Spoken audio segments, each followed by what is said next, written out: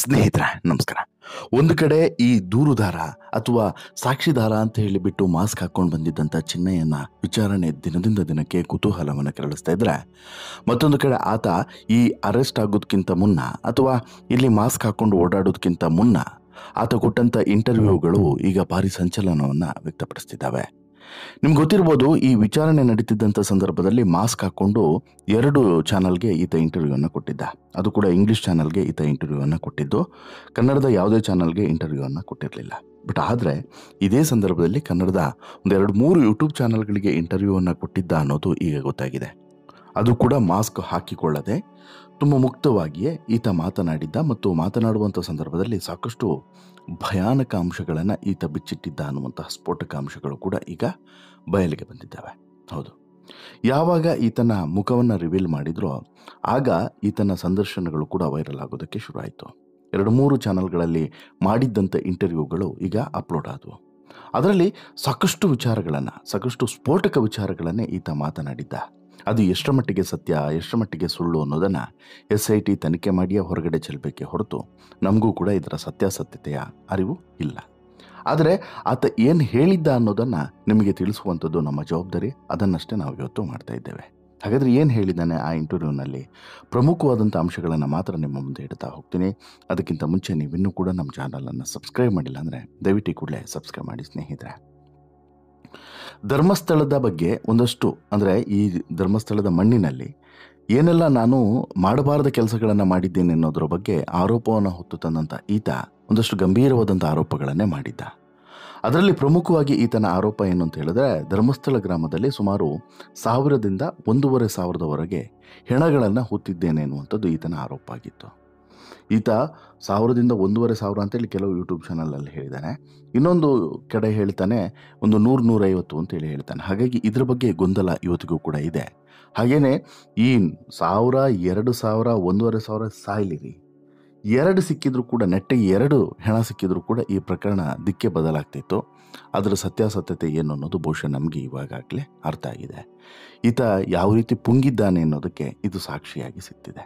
ಈತ ಹೇಳಿದ್ದನ್ನು ಬಹುಶಃ ಕರ್ನಾಟಕದ ಬಹುತೇಕ ಜನ ನಂಬಿದ್ರು ಇರ್ಬೋದೇನೋ ಅಂತೇಳಿ. ಆದರೆ ಯಾವಾಗ ಉತ್ಖನನ ನಡೀತೋ ಎಲ್ಲಿ ನೆಟ್ಟಿಗೆ 1-2 ಹೆಣನೂ ಕೂಡ ಸಿಗಲಿಲ್ಲ. ಈತ ಹೇಳಿರುವಂತಹ 100 ಬೇಡ, 70 ಬೇಡ, 1000 ಬೇಡ, 1500 ಬೇಡ, 2 ಹೆಣನೂ ಕೂಡ ಸಿಗಲಿಲ್ಲ.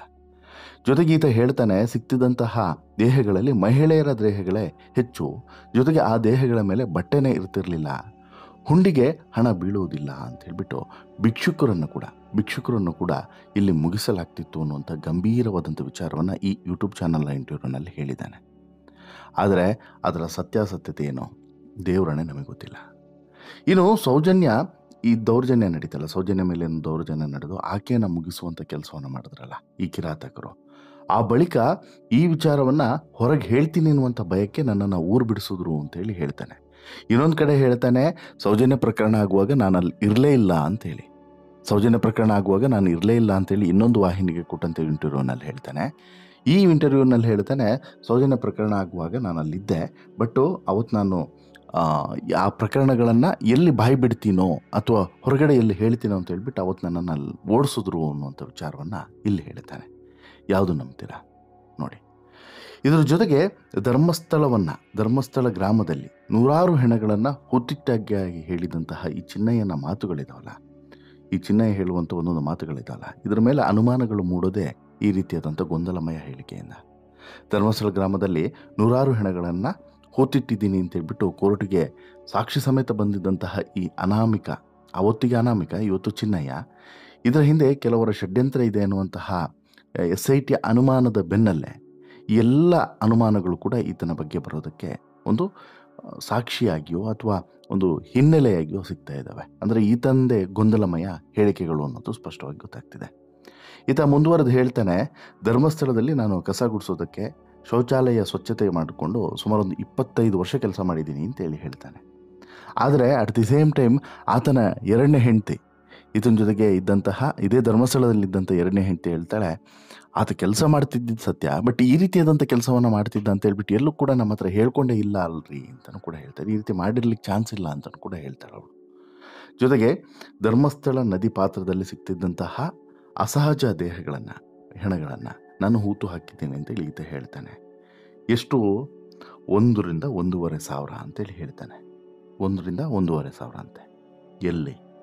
ಆತ ಹೇಳ್ತಿದ್ದಿದ್ದು ಅವತ್ತು ಬಂದು, ಅಯ್ಯೋ ಅಲ್ಲಿ ಹೂತಿದ್ದೀನಿ, ಇಲ್ಲಿ ಹೂತಿದ್ದೀನಿ, ಅಲ್ಲಿ ಹಾಕಿದ್ದೀನಿ, ಇಲ್ಲಿ ಹಾಕಿದ್ದೀನಿ, ಕೈ ಹಾಕಿದಲ್ಲಿ ಎಲ್ಲ ಹೆಣ ಸಿಗುತ್ತೆ, ಹಾಗೆ ಹೀಗೆ ಅಂತೇಳಿ ಹೇಳಿದ್ದ, ಬಂಡಲ್ ಬಿಟ್ಟಿದ್ದ. ಕರೆಕ್ಟಾ? ಇವತ್ತು ಕೈಯೆಲ್ಲ JCB ಹಾಕಿದ್ರು ಕೂಡ ಏನು ಸಿಗ್ತಿಲ್ಲ. ಏನಾಯ್ತು ಹಂಗಾದ್ರೆ? ಅಂಥದ್ದೊಂದು ಪ್ರಶ್ನೆ ಬರಲೇಬೇಕಲ್ವ ಎಲ್ರಿಗೂ ಕೂಡ.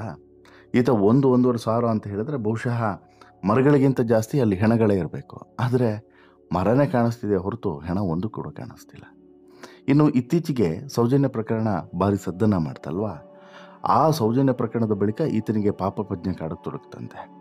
ವಿಧಿ ಇಲ್ಲದೆ ಏನೇ ಆದರೂ ಕೂಡ ನಾನು ಇದನ್ನು ಹೇಳಬೇಕು ಅನ್ನುವಂತಹ ಒಂದು ಆಲೋಚನೆಗೆ ಈತ ಬಂದೆ ಅಂತೇಳಿ ಹೇಳ್ತಾನೆ. ಬಟ್ ಪ್ರಾಥಮಿಕ ತನಿಖೆಯಲ್ಲಿ ಗೊತ್ತಾಗಿರೋದು ಇವೆಲ್ಲವೂ ಕೂಡ ಷಡ್ಯಂತ್ರ ಅನ್ನೋದು ಕೂಡ ಗೊತ್ತಾಗಿದೆ. ಅಂದರೆ ಈತ ಹೇಳಿರೋದಲ್ಲ, ಈತನ ಹತ್ರ ಹೇಳಿಸಿರೋದು ಅಂತಲೂ ಕೂಡ ಗೊತ್ತಾಗಿದೆ. ಇನ್ನು ನನ್ನ ಹೇಳಿಕೆಯಿಂದನಾದರೂ ಕೂಡ ವಿಧಾನ ಇಲ್ಲದೆ ಮಣ್ಣಾಗಿರುವಂತಹ ಈ ಹೆಣಗಳಿಗೆ ಒಂದು ಮುಕ್ತಿ ಸಿಗಲಿ ಅನ್ನೋದು ನನ್ನ ಬಯಕೆ ಆಗಿತ್ತು ಅಂತೇಳಿ ಹೇಳ್ತಾನೆ. ಆದರೆ ಇವನ ಬಯಕೆ ಏನಾಗಿತ್ತು ಅನ್ನೋದನ್ನು ಪೊಲೀಸರು ಬಹುಶಃ ಇನ್ನೊಂದು ಸ್ವಲ್ಪ 2-3 ದಿನಗಳಲ್ಲಿ ಬಾಯಿ ಬಿಡಿಸ್ತಾರೆ ಅನ್ನೋದರಲ್ಲಿ ಡೌಟೇ ಇಲ್ಲ. ಈಗ ಆಲ್ರೆಡಿ ಸುಮಾರು ವಿಚಾರಗಳನ್ನು ಬಾಯಿ ಬಿಡಿಸಿದ್ದಾರೆ. ಇನ್ನೊಂದಷ್ಟು ವಿಚಾರಗಳನ್ನು ಬಾಯಿ ಬಿಡಿಸಿ ಅದನ್ನು ಹೊರ ಜಗತ್ತಿಗೂ ಕೂಡ ತೋರಿಸ್ತಾರೆ. ಇನ್ನೂ ಕೂಡ ಇಂಟ್ರೆಸ್ಟಿಂಗ್ ಆದಂತಹ ಆರೋಪಗಳನ್ನು ಈತ ಮಾಡ್ತಾನೆ. ನಂಬೋದಕ್ಕೆ ಅಸಾಧ್ಯ ಅನ್ನುವಂಥ ಆರೋಪಗಳನ್ನು ಕೂಡ ಈತ ಮಾಡಿದ್ದ. ಏನು? ಈ ಹೆಣಗಳನ್ನು ಹೊತ್ತಿರುವಂಥ ಆರೋಪ ಸಂಬಂಧ ನಾನು ಯಾವುದೇ ಅಥವಾ ಯಾರದ್ದೇ ಅಂಶಕ್ಕೆ ಒಳಗಾಗಿಲ್ಲ ಅಂತೇಳಿ ಈ ಯೂಟ್ಯೂಬ್ ಚಾನಲ್ನ ಸಂದರ್ಶನದಲ್ಲಿ ಹೇಳ್ತಾನೆ. ಈ ಸಂಬಂಧ ಕೋರ್ಟ್ಗೆ ಹೇಳಿಕೆಯನ್ನು ನೀಡೋದಕ್ಕೂ ಕೂಡ ಬದ್ಧ ಅಂತಲೂ ಕೂಡ ಇದೇ ಸಂದರ್ಶನದಲ್ಲಿ ಹೇಳಿದ್ದ. ನದಿ ಪಾತ್ರದಲ್ಲಿ ಹೆಣಗಳು ಸಿಕ್ಕರೆ ಬಳಿಕ ದೇವಸ್ಥಾನದ ಮಾಹಿತಿ ಕಚೇರಿಯಿಂದ ಹೂಳೋದಕ್ಕೆ ಸೂಪರ್ವೈಸರ್ ಹಾಗೂ ಇನ್ನಿತರರು ಹೇಳ್ತಾ ಇದ್ರು. ಅದರಂತೆ ಯಾವುದೇ ಪರೀಕ್ಷೆ ಇಲ್ಲದೆ, ದೇಹದ ಪರೀಕ್ಷೆ ಇಲ್ಲದೆ ಪೊಲೀಸರ ಸಮ್ಮುಖದಲ್ಲೇ ಹೂತು ಹಾಕಿದ್ದೇನೆ ಅಂತಲೂ ಕೂಡ ಹೇಳ್ತಾನೆ. ಇನ್ನೊಂದು ಇಂಟರ್ವ್ಯೂನ ಹೇಳ್ತಾನೆ, ಯಾರೂ ಇರಲ್ಲ ನನ್ನ ಜೊತೆಗೆ, ನಾನು ಒಬ್ಬನೇ ಹೋಗಿ ಹೂತು ಹಾಕ್ತೀನಿ ಅಂತ ಹೇಳ್ತಾನೆ. ಇಲ್ಲಿ ಹೇಳ್ತಾನೆ, ಇಲ್ಲ ನನ್ನ ಜೊತೆಗೆ ಪೊಲೀಸರು ಇರ್ತಾರೆ, 1-2-3 ಜನ ಇರ್ತಾರೆ ಅಂತಲೂ ಕೂಡ ಹೇಳ್ತಾನೆ. ಈಗ ಹೇಳಿ, ಯಾವುದನ್ನು ನಂಬೋದು, ಯಾವುದನ್ನು ಬಿಡೋದು? ಇನ್ನು ಆನೆ ಮಾವುತ ಪ್ರಕರಣ ಏನಿದೆ ನೋಡಿ, ಆನೆ ಮಾವುತ ನಾರಾಯಣ ಹಾಗೂ ಆತನ ತಂಗಿ ಯಮುನರ ಒಂದು ಹತ್ಯೆ ನಡೀತಲ್ವಾ, ಇದು ಮಾಡಿದ್ದನ್ನು ನೇತ್ರಾವತಿ ಹತ್ತಿರ ಇದ್ದಾಗ ನಾನು ನೋಡಿದ್ದೀನಿ ಅಂತಲೂ ಕೂಡ ಈತ ಹೇಳ್ತಾನೆ. ದೌರ್ಜನ್ಯ ಎಸಗಿದ್ದನ್ನು ರವಿ ಪೂಜಾರಿ ನೋಡಿದ್ದಾನೆ, ಅವನು ಈ ಬಗ್ಗೆ ನನ್ನ ಬಳಿ ಹೇಳಿಕೊಂಡಿದ್ದ, ಹಾಗಾಗಿ ರವಿ ಪೂಜಾರಿನ ಮುಗಿಸಿದ್ರು ಅಂತೇಳಿ ಪುನಃ ಅಲ್ಲಿಗೊಂದು ಲಿಂಕನ್ನು ಸಿಕ್ಕಿಸ್ತಾನೆ ಈ ಚಿನ್ನಯ್ಯ. ಸೌಜನ್ಯ ಪ್ರಕರಣ ನಡೆದ ಬಳಿಕನೇ ನನಗೆ ಈ ವಿಚಾರ ಗೊತ್ತಾಗುತ್ತೆ ಅಂತಲೇ ನನ್ನನ್ನು ಊರು ಬಿಡಿಸಿ ಓಡಿಸಿದ್ರು ಅಂತಲೂ ಕೂಡ ಹೇಳ್ತಾನೆ. ಅಲ್ಲದೆ ಇಲ್ಲಿ ಸೌಜನ್ಯ ಹೆಣ ಸಿಕ್ಕಂಥ ಜಾಗದಲ್ಲೇ ತುಂಬ ಹೆಣಗಳನ್ನು ಹೂತು ಹಾಕಿದ್ದೇನೆ ಅಂತಲೂ ಕೂಡ ಈತ ಹೇಳ್ತಾನೆ. ಹಾಗಾದರೆ ಯಾಕೆ ಯಾವುದು ಕೂಡ ಸಿಕ್ತಿಲ್ಲ ಅನ್ನೋದು ಕೂಡ ಈಗಿರುವಂಥ ಪ್ರಶ್ನೆ. ಸ್ನೇಹಿತರೆ, ಇದು ಬೇಸಿಕ್. ನಾನು ಈ ಇಂಟರ್ವ್ಯೂನ ಕೆಲವೊಂದಷ್ಟು ಅಂಶಗಳನ್ನು ಗಮನಿಸಿ ನಿಮ್ಮ ಮುಂದೆ ಇಟ್ಟಂಥ ಈ ಕನ್ಫ್ಯೂಷನ್ಸ್ಗಳು, ಈ ಚಿನ್ನಯ್ಯ ಯಾವ ರೀತಿ ಕನ್ಫ್ಯೂಷನ್ಸ್ಗಳನ್ನು ಕ್ರಿಯೇಟ್ ಮಾಡ್ತಿದ್ದ. 4 ಇಂಟರ್ವ್ಯೂ ಕೊಟ್ಟಿರ್ಬೋದೇನೋ ಬಹುಶಃ. ಈ 3-4 ಇಂಟರ್ವ್ಯೂನಲ್ಲಿ ಎಲ್ಲ ಇಂಟರ್ವ್ಯೂನಲ್ಲೂ ಕೂಡ ಒಂದೊಂದು ರೀತಿಯ ಮಾಹಿತಿಗಳನ್ನು ಈತ ಕೊಟ್ಟಿದ್ದಾನೆ. ಎಲ್ಲೂ ಕೂಡ ಪಕ್ಕಾ ಇನ್ಫಾರ್ಮೇಷನ್ ಇಲ್ಲ. ಒಂದು. ಎರಡನೇದು, ಅಲ್ಲಿ ಮ್ಯಾಚಿಂಗ್ ಕೂಡ ಆಗ್ತಿಲ್ಲ ರೀ. ಕೆಲವೊಂದು ಸ್ಟೇಟ್ಮೆಂಟ್ಗಳು ಆ ಇಂಟರ್ವ್ಯೂಗೆ ಈ ಇಂಟರ್ವ್ಯೂಗೆ ನೀವು ಕಂಬೈನ್ ಮಾಡಿ ನೋಡಿದಾಗ ಮ್ಯಾಚಿಂಗ್ ಕೂಡ ಆಗ್ತಿಲ್ಲ. ಸ್ವಲ್ಪ ಕನ್ಫ್ಯೂಷನ್ಸ್ಗಳು, ಗೊಂದಲಗಳು ಕ್ರಿಯೇಟ್ ಆಗೋದಂತೂ ಸತ್ಯ.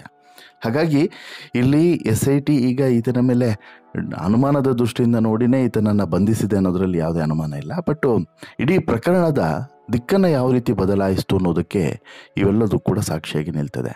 ಅಟ್ ದಿ ಸೇಮ್ ಟೈಮ್ ಮುಂದಿನ ಸ್ಟೋರಿಯಲ್ಲಿ ನಾನು ನಿಮಗೆ ಇನ್ನೊಂದು ಮಾಹಿತಿಯನ್ನು ಕೊಡ್ತೀನಿ. ಅಂದರೆ ಈ ಇಡೀ ಪ್ರಕರಣದ ಸ್ಫೋಟಕವಾದಂಥ ತಿರುವನ್ನು ನೀಡಬಲ್ಲಂತಹ ಒಂದು ತಾಂತ್ರಿಕ ಸಾಕ್ಷಿ ಇದೆ. ಅದೇನು, ಅದು ಮುಂದಿನ ಸ್ಟೋರಿಯಲ್ಲಿ ಹೇಳ್ತೀನಿ. ಅದಕ್ಕಿಂತ ಮುಂಚೆ ನೀವಿನ್ನೂ ಕೂಡ ನಮ್ಮ ಚಾನಲನ್ನು ಸಬ್ಸ್ಕ್ರೈಬ್ ಮಾಡಿಲ್ಲ ಅಂದರೆ ದಯವಿಟ್ಟು ಕೂಡಲೇ ಸಬ್ಸ್ಕ್ರೈಬ್ ಮಾಡಿ. ಜೊತೆಗೆ ಈ ಇಂಟರ್ವ್ಯೂನ ಕನ್ಫ್ಯೂಷನ್ಸ್ಗಳ ಬಗ್ಗೆ ನೀವು ಆ ಇಂಟರ್ವ್ಯೂನ ಫುಲ್ಲಾಗಿ ನೋಡಿದರೆ, ಅಂದರೆ ಅಷ್ಟು ಇಂಟರ್ವ್ಯೂಗಳು 1-2 ನೋಡಿದ್ರೆ ನಿಮಗೆ ಅರ್ಥ ಆಗಲ್ಲ. ಈ ಇಂಗ್ಲೀಷಲ್ಲಿ 2 ಕೊಟ್ಟಿದ್ದಾನೆ, ಕನ್ನಡದಲ್ಲಿ ಬಹುಶಃ 3ನೇ ಇಂಟರ್ವ್ಯೂ ಕೊಟ್ಟಿದ್ದಾನೆ. ಈ ಇಂಟರ್ವ್ಯೂಗಳನ್ನು ನೋಡಿದರೆ ನಿಮಗೆ ಈ ಕನ್ಫ್ಯೂಷನ್ಸ್ಗಳು ನಿಮಗೂ ಕೂಡ ಅನುಮಾನಗಳು ನಿಮಗೂ ಕೂಡ ಮೂಡ್ತಾ. ದಯವಿಟ್ಟು ನಿಮ್ಮ ಅಭಿಪ್ರಾಯನ ಕಮೆಂಟ್ ಮಾಡಿ ತಿಳಿಸಿ. ಜೊತೆಗೆ ಈ ಸ್ಟೋರಿ ಇಷ್ಟ ಆಯಿತು ಅಂತ ಹೇಳಿದ್ರೆ ಲೈಕ್ ಮಾಡಿ, ಶೇರ್ ಮಾಡಿ, ಚಾನಲ್ಗೆ ಸಬ್ಸ್ಕ್ರೈಬ್ ಆಗೋದನ್ನು ಮರಿಬೇಡಿ. ಧನ್ಯವಾದ.